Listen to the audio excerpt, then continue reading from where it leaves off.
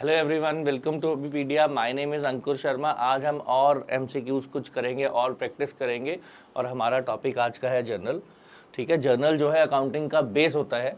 ठीक है, last time भी हमने इसकी क्लास लगाई थी तो उसमें मैंने आपको बताया था कि जर्नल में सबसे पहले एंट्री होती है, फिर वो फर्दर आगे जो है लेजर में जाती है, लेजर से ट्रायल बैलेंस जाती है एंड फिर फाइनेंशियल स्टेटमेंट बनती है। तो बेसिकली अगर आपका जर्नल आता हो तो उसको बोलते हैं कि जर्नल स्ट्रांग है तो पूरी जो अकाउंटिंग होती है, चाहे आप इंश्योरेंस कर लो, चाहे आप फर्दर जाके कोई और बड़ा टॉपिक कर लो, शेयर्स कर लो, डिबेंचर्स कर लो, सब में जर्नल एंट्रीज ही होती हैं। तो अगर आपका जर्नल स्ट्रांग है तो मीन्स आपकी अकाउंटिंग और फर्दर जो अकाउंटिंग है उसमें आपको काफ़ी हेल्प मिलती है।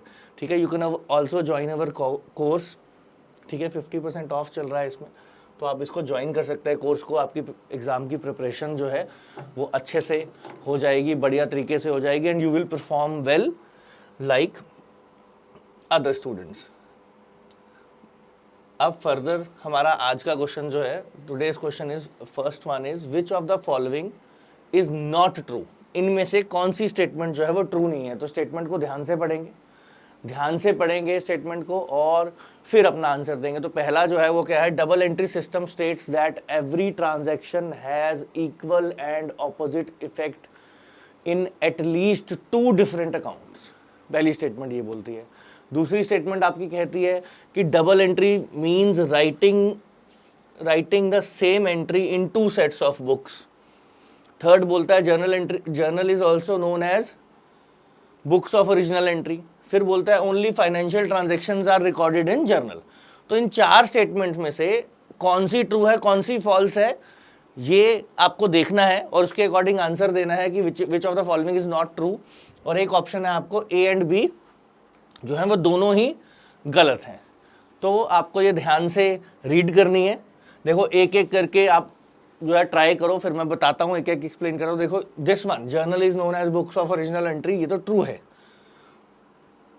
Only financial transactions are recorded in journal, ये भी ट्रू है, क्योंकि फाइनेंशियल नेचर की ही अकाउंटिंग में ट्रांजैक्शंस रिकॉर्ड होती हैं, दूसरी ट्रांजैक्शंस रिकॉर्ड नहीं होंगी। फिर अब इस पे आ जाते हैं, means writing, double entry means writing same entry in two sets of book, ये रॉन्ग है ना। उसको लिखते हैं मिनिमम टू, जो है दो जगह पे उसे नोट करते हैं, दो एंट्रीज में करते हैं। अब यहाँ पे क्या, double entry states that every financial transaction has equal and opposite effect in at least to different accounts. ठीक है जी।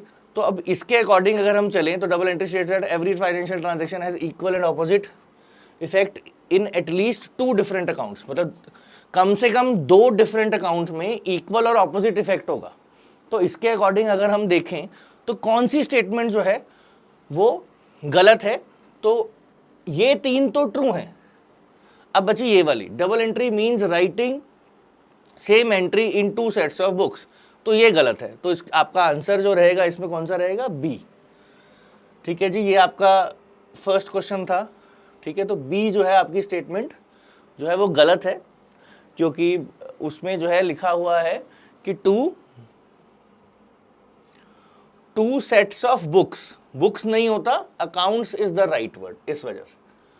ठीक है जी। अब next, what is the accounting entry for payment through cheque for ₹820 to Raman for full settlement of account of 900। अब कहता है accounting entry क्या है जो जर्नल में जानी चाहिए। अगर चेक से पेमेंट की है, रमन को 820 रुपीज़ की पेमेंट है, 900 का उसका जो है वो अकाउंट है, मतलब टोटल जो पेमेंट जो है हमें देनी थी उसको 900 रुपीज़ थी। फुल सेटलमेंट का मतलब होता है कि 820 में सेटल कर दिया, कि 900 देना था, उसे बोला 820 पकड़ो और बाकी कोई नहीं यार, कैंसिल कर दो, डिस्काउंट ले लिया उससे, है ना, पेमेंट करते हुए। तो आपको देखना है इसमें से कौन सी एंट्री होगी। तो ये जो इस तरह का जो डिस्काउंट होता है, जो ये 80 रुपीज़ का डिस्काउंट है, दैट इज कैश डिस्काउंट। ठीक है, अब देखो एंट्री इनमें से कौन सी सही है, रमन टू बैंक, अमाउंट का डिफरेंस है, देखो एक में 820 है, एक में 900 है, एक में Raman to bank to discount. A और सी में से कोई भी हो सकती है, या इनमें से सारी ही रॉन्ग है। तो ये आपको बताना है, करो ट्राई, बेसिक एंट्री है बहुत जर्नल में ये बहुत बार होता रहता है, आपको ध्यान रखना होता है कैश डिस्काउंट है या ट्रेड डिस्काउंट है।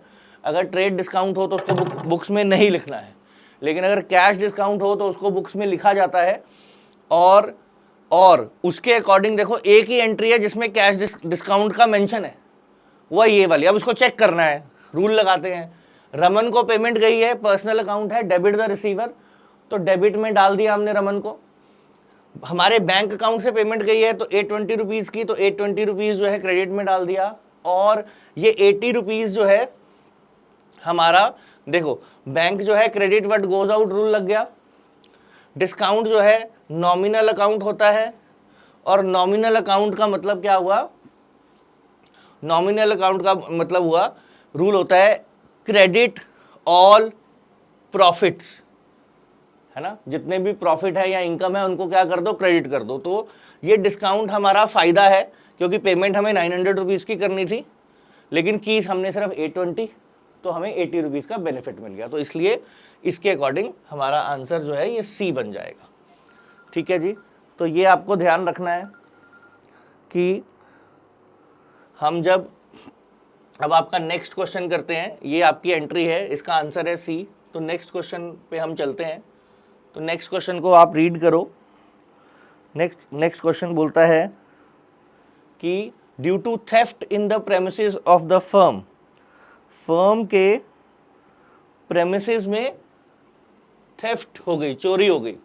Goods worth rupees 75,000 was destroyed, 75,000 की गुड्स जो है वो डिस्ट्रॉय हो गई।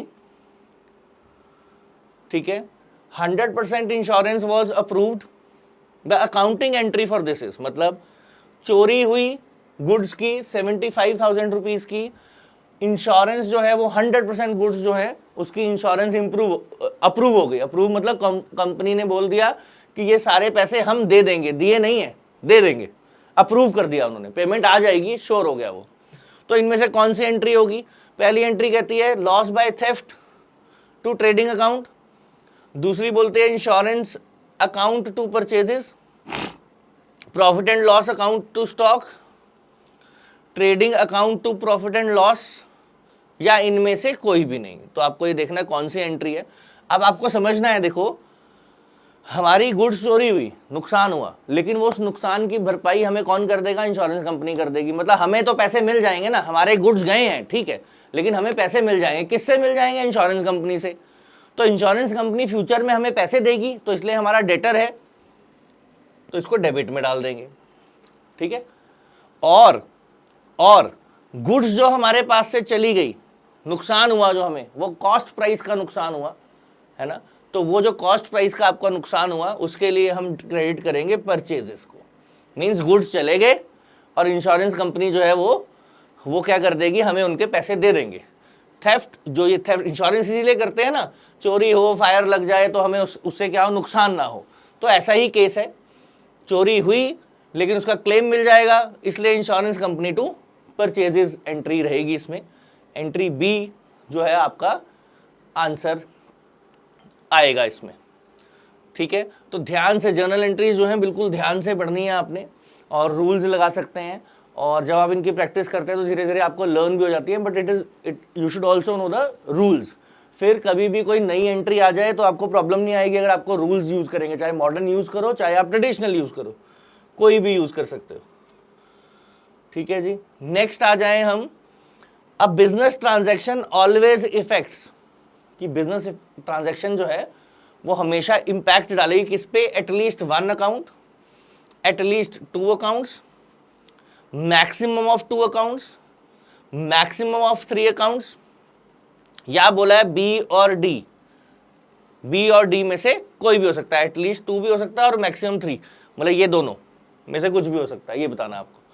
तो बिजनेस ट्रांजैक्शन हुई, आपको वैसे तो ये आसान क्वेश्चन है, आपको इसका आंसर दे देना चाहिए, हमने काफ़ी जर्नल की प्रैक्टिस कर ली है, तो अब आपको मालूम होना चाहिए कि इसका आंसर क्या है। तो बिजनेस ट्रांजैक्शन हुई तो एटलीस्ट, है ना, डबल एंट्री सिस्टम हम फॉलो कर रहे हैं, तो एटलीस्ट 2 अकाउंट में तो जाएगी, है ना।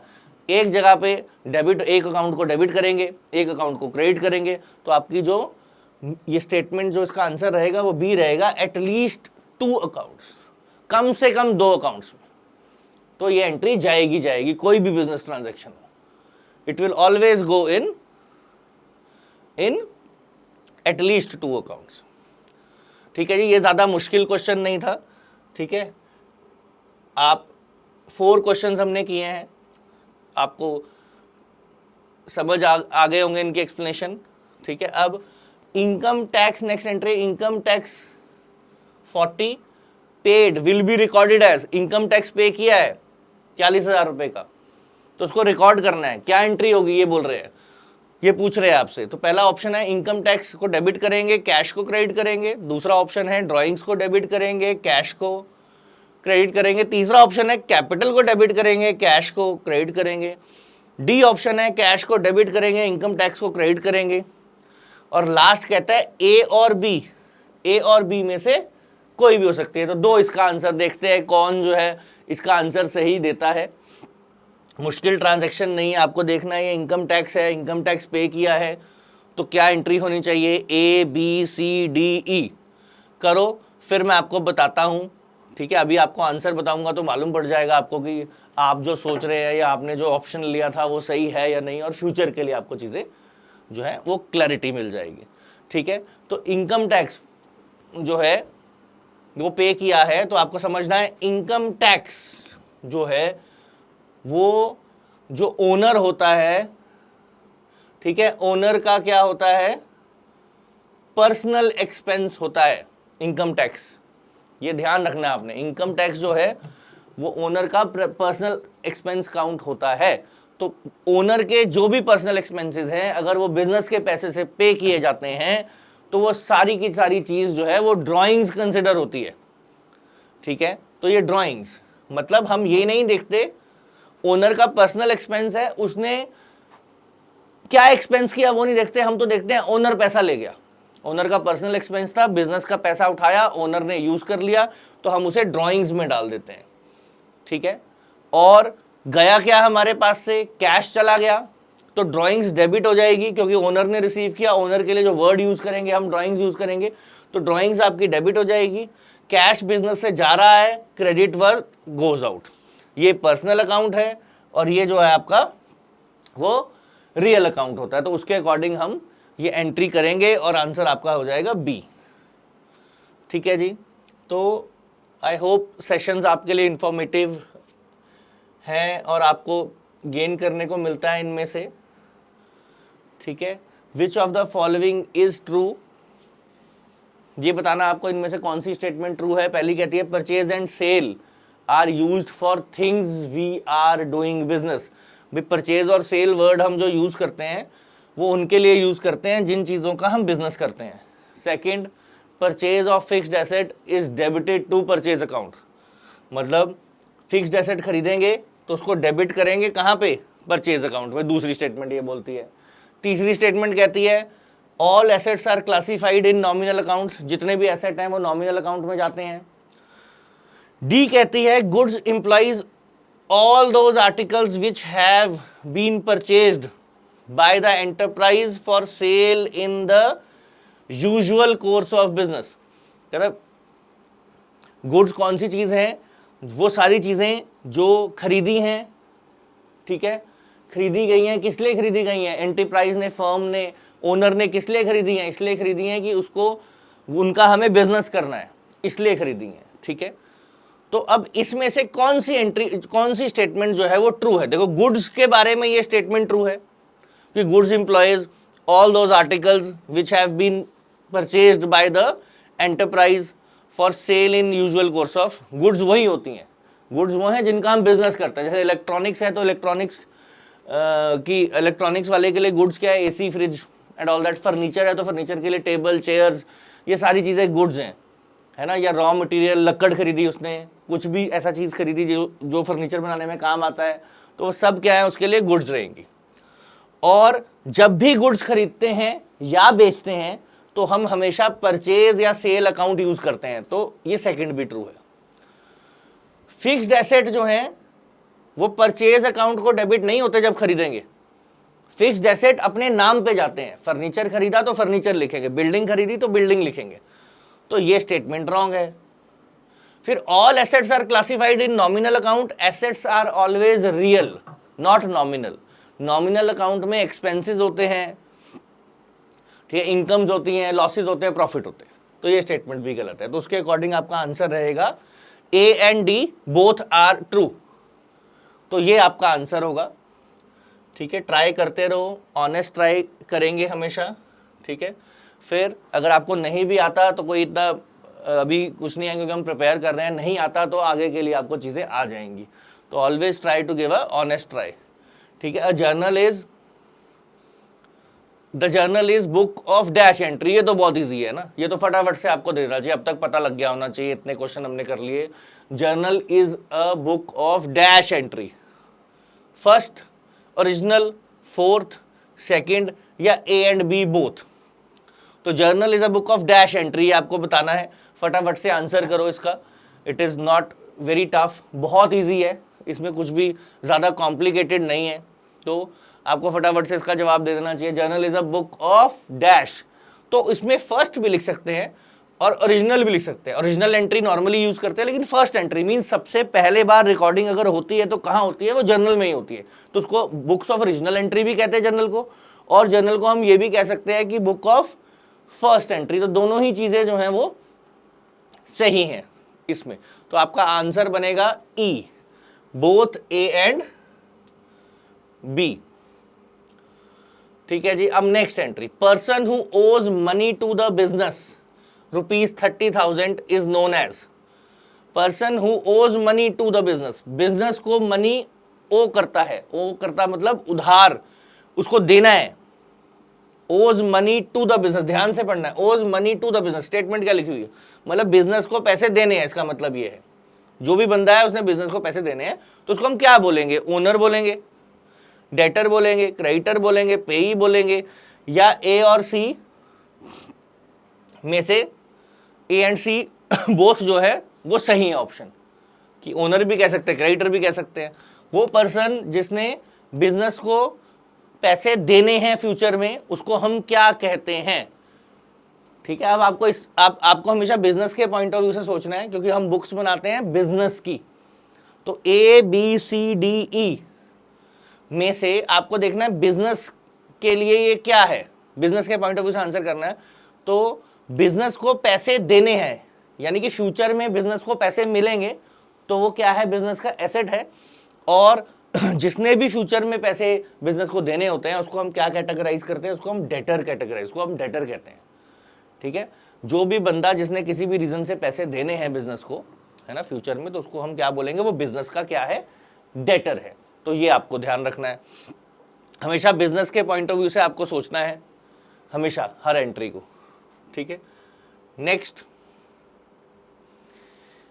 A firm borrows ₹45,000 from mister Sanjay. Mister Sanjay हैं एक, उनसे क्या है, फर्म ने बोरो की है मनी, कितनी बोरो की है मनी, 45,000। तो बोलते हैं कि कौन सा अकाउंट डेबिट होगा, कौन सा अकाउंट क्रेडिट होगा, bank account debit to Sanjay account credit, capital account to Sanjay's loan account, cash account debit और Sanjay's loan account credit. Sanjay's loan account जो है वो डेबिट में और बैंक अकाउंट जो है वो क्रेडिट में, इनमें से कौन सी जो स्टेटमेंट है वो क्या है, सही है, आपको ये देखना है। तो करो ट्राई, ज़्यादा मुश्किल नहीं है, ये मुश्किल क्वेश्चन बिल्कुल नहीं है, तो ट्राई करो। ठीक है, ऑप्शन ध्यान से सोचना है, पैसे बोरो किए हैं संजय से फर्म ने, तो क्या एंट्री होनी चाहिए। तो इसमें आपको सोचना है, देखो पैसे आ रहे हैं, तो कुछ नहीं बताया तो हम मानेंगे कैश में आ रहा है, तो कैश अकाउंट जो है वो डेबिट हो जाना चाहिए, debit what comes in, cash आ रहा है हमारे पास। और कैश क्यों आना, अब यहां पे ध्यान रखना है, अगर हम यहां पे जो लिखते हैं, हम संजय लोन अकाउंट लिखेंगे, क्या करेंगे, संजय लोन अकाउंट लिखेंगे। क्यों, अगर हम नॉर्मली संजय लिख देते हैं तो मे भी हो सकता है वो स्पेसिफाई नहीं होता कि हमने उससे लोन लिया है, अगर हम नॉर्मल संजय यूज कर लेते हैं, वो तो हो सकता है नॉर्मल कभी हमने उसको गुड्स दिए हों, उसके पैसे उसने वापस करे हों, तो ऐसा भी हो सकता है ना, या हमने उसे कभी पैसे दिए हों वो उसने वापस किए हों, तो ऐसा कुछ हो सकता है। तो इसलिए स्पेसिफाई करना पड़ता है, बोरो किया है ना हमने, तो इसलिए हम जो अकाउंट यूज करेंगे क्रेडिट में यूज करेंगे संजय's लोन अकाउंट। तो इससे इसके हिसाब से जो ऑप्शन आपकी बनेगी वो बनेगी सी। तो ध्यान से देखना है, डेबिट व्हाट कम्स इन, संजय ने दिया है तो संजय नहीं लिखना है, संजय's लोन अकाउंट लिखना है, क्योंकि हमने उससे लोन लिया है, उसने payment normal course of business में नहीं की है ना। नॉर्मल कोर्स ऑफ बिजनेस होता है कि हमने उसे गुड सेल की थी और पहले आज उसने पैसे दे दिए, तो उसको कहेंगे नॉर्मल कोर्स ऑफ बिजनेस, तो वो नहीं है। ये स्पेसिफाई करते हैं हम, बोरो किया है तो इसलिए लोन अकाउंट लिखना जरूरी हो जाता है। तो इस चीज को आपने हमेशा अपने दिमाग में रखना है डिफरेंशिएट करने के लिए। अब देखो, rent due but not paid 35,000 will be recorded as, ये एंट्री है, ऑप्शंस हैं, ध्यान से पढ़ो, रिप्लाई करो, देखते हैं कौन जो है इसका आंसर सही देता है। Rent due but not paid ₹35,000 will be recorded as, ठीक है, रेंट डेबिट कर देंगे, आउटस्टैंडिंग रेंट क्रेडिट कर देंगे, रेंट को डेबिट करेंगे, कैश को क्रेडिट करेंगे, आउटस्टैंडिंग रेंट डेबिट करेंगे, रेंट को क्रेडिट करेंगे, आउटस्टैंडिंग रेंट जो है वो डेबिट में डालेंगे, कैश को क्रेडिट में डालेंगे, या ऊपर जो ये 4 ऑप्शन हैं इनमें से कोई भी ऑप्शन जो है वो ठीक नहीं है, तो करेंगे ट्राई, देखते हैं किसका सही होता है किसका गलत होता है, फिर मैं डिस्कस करता हूँ इसको। करो जरा ट्राई, ध्यान से क्वेश्चन पढ़ो, इतना मुश्किल है। Rent due but not paid, तो ध्यान रखना है हमने पे किया नहीं है, जब हमने पे किया ही नहीं है तो कैश तो यूज हो ही नहीं सकता, तो ये तो गलत हो गई है ना, पेमेंट तो की ही नहीं है, तो कैश वाली तो एंट्री ये तो हो नहीं सकती ऑप्शन। फिर इसमें भी कैश आ गया तो ये भी नहीं हो सकती, क्योंकि ना तो पेमेंट रिसीव होने की बात हो रही है, ना तो पेमेंट जो है वो जाने की बात हो रही है, ना तो ऐसा है कि पैसे हम रिसीव कर रहे हैं, मनी रिसीव कर रहे हैं, ऐसा भी नहीं है, और मनी हम पे कर रहे हैं, ऐसा भी नहीं है, इन दोनों में से कुछ भी नहीं है। तो ये दो तो वैसे ही कहता, बची ये दोनों, रेंट डेबिट कर दें, आउटस्टैंडिंग रेंट क्रेडिट कर दें, या आउटस्टैंडिंग रेंट को डेबिट कर दें और रेंट को क्रेडिट कर दें। अब इनमें से, या फिर ये लास्ट ऑप्शन कि दोनों ही गलत है, तो थोड़ा सा सोचना पड़ेगा इसमें। क्या सोचेंगे, देखो, rent due but not paid को है ना हम आउटस्टैंडिंग रेंट कहते हैं। अब आउटस्टैंडिंग रेंट जो है मींस आज रेंट हमने देना था, दिया नहीं, अब देना पड़ेगा कब, कभी फ्यूचर में, तो इसलिए हमने अकाउंट बना दिया एक, किसको क्या बोलते हैं, आउटस्टैंडिंग रेंट, ठीक है। तो ये आउटस्टैंडिंग रेंट जो है ये आपकी लाइबिलिटी है, और लाइबिलिटी हमेशा क्रेडिट में जाती है, और रेंट जो एक्सपेंस था उसको हमने क्या कर दिया, उसको हमने अब आउटस्टैंडिंग रेंट बना दिया, तो इसलिए रेंट अकाउंट जो है वो डेबिट कर देंगे, मतलब रेंट अकाउंट को क्लोज कर देंगे, एक्सपेंस को तो क्लोज कर देंगे, और उसकी जगह अब हमने क्या बना दिया, आउटस्टैंडिंग रेंट बना दिया, कि जब पेमेंट करनी है तो हमने इस अकाउंट के थ्रू करनी है, ठीक है। तो आपकी जो एंट्री बनेगी वो बनेगी rent account debited to outstanding rent. बहुत ईजी है, कभी भी आउटस्टैंडिंग वाली ये एंट्रीज आ जाएं या अक्रूड इनकम वाली आ जाएं, तो आपको देखना है अक्रूड इनकम आपका एसेट होता है तो उसको डेबिट कर देंगे। अब आपको बोला था अक्रूड कमीशन है, तो अक्रूड कमीशन डेबिट हो जाएगी क्योंकि आपको रिसीव करनी है, एसेट है, और टू कमीशन हो जाएगी। अब इस केस में ये एक्सपेंस है तो क्या हो जाएगा, आउटस्टैंडिंग रेंट जो है आपका क्रेडिट में चला जाएगा क्योंकि लाइबिलिटी है, और रेंट जो है एक्सपेंस है वो डेबिट हो जाएगा, डेबिट ऑल एक्सपेंसेस, क्योंकि वो नॉमिनल अकाउंट है, ठीक है जी। तो ये आपके आज के क्वेश्चंस थे, ठीक है। किसी और टॉपिक से भी अगर आप चाहते हैं कि मैं क्वेश्चंस लेके आऊँ इन पर्टिकुलर टॉपिक से, वैसे मैं धीरे धीरे सीक्वेंस वाइज लाता रहूँगा, आपकी प्रिपरेशन होती रहेगी, और अपनी प्रिपरेशन जो मैं क्वेश्चंस लाता हूँ उन्हीं के ऊपर आप बेस्ड अपनी प्रिपरेशन कर सकते हो कि कुछ ऐसे ही क्वेश्चंस जो हैं वो एक्सपेक्टेड हैं कि आपके पेपर में आएंगे, बिकॉज ये एनालाइज करके हमने ये सारा जो क्वेश्चंस हैं हम चूज करते हैं आपके लिए कि पहले क्या आया हुआ है, फ्यूचर में क्या आ सकता है, कौन से चैप्टर से क्वेश्चंस आने के ज़्यादा चांसेस होते हैं, उसके बेसिस पे हम ये अपने क्वेश्चंस बनाते हैं। तो you can use these as a base for your preparation, ठीक है। अब नेक्स्ट क्लास में फिर मिलेंगे, तब तक के लिए यू कीप ऑन प्रिपेयरिंग, और आप जो है प्रिपेयर करते रहें, और फिर नेक्स्ट टाइम मिलते हैं। Thank you very much.